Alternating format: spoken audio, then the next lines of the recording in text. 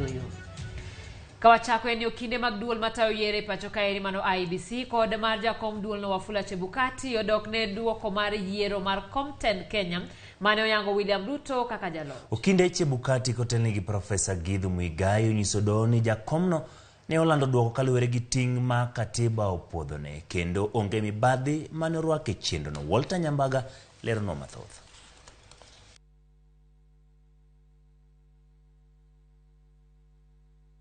Time will be taken into consideration. Odiochieng' mar ariyo mar twenyo bura. It will be the two commissioners. Okinde mochung' ne duol mar IEBC kod jakomne Wafula Chebukati opedho neno marge mar twenyo bura e kaka yoro thulo oko weche manye opedhe kod okinde mag Raila Odinga. Okil mar Wafula Chebukati ngire Githu Muigai chako kod lero ne doho ni kik chik ite dwaro mar Raila Odinga kiro oko yiero ni mar mano keto yiero e lemo duto mag gavana, senator kod MCA chaloni ne oko time yono makare. If this election is so badly flawed as you are invited to find, then this court would have to find that every MCA, every MP, and every senator and every governor was not properly elected, and the whole of the government of the Republic of Kenya should be reconstituted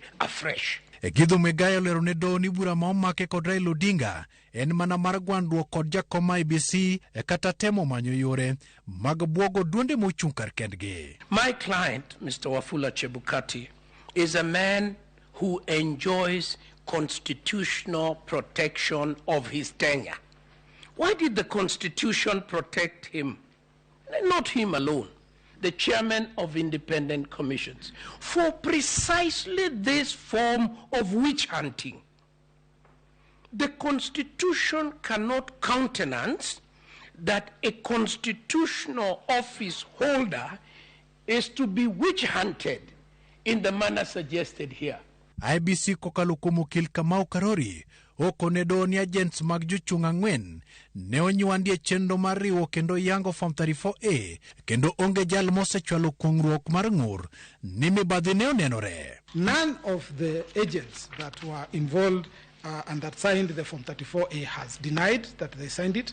Nobody has come to challenge any particular document saying that it is not their document. And an interesting question was asked yesterday: how was a handwritten document to have been changed?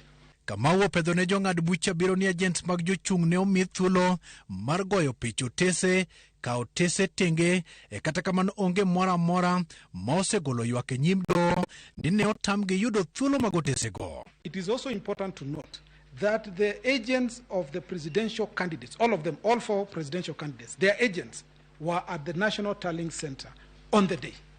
All of them.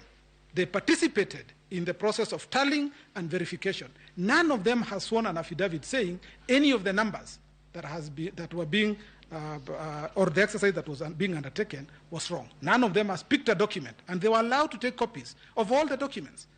They were allowed to take images. None of them has complained about that process.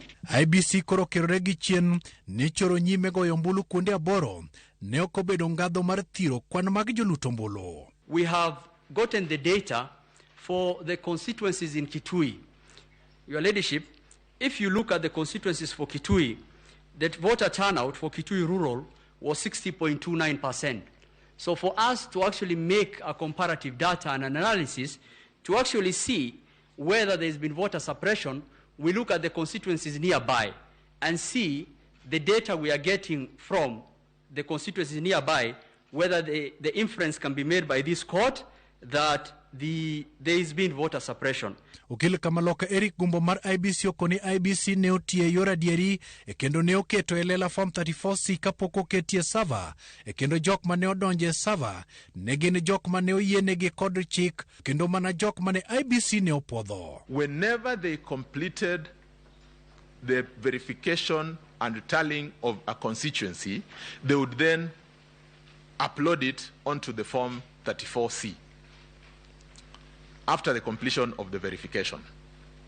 That then meant that that process had to be an incremental process. Walter Nyambaga, Ramogi TV, Nairobi.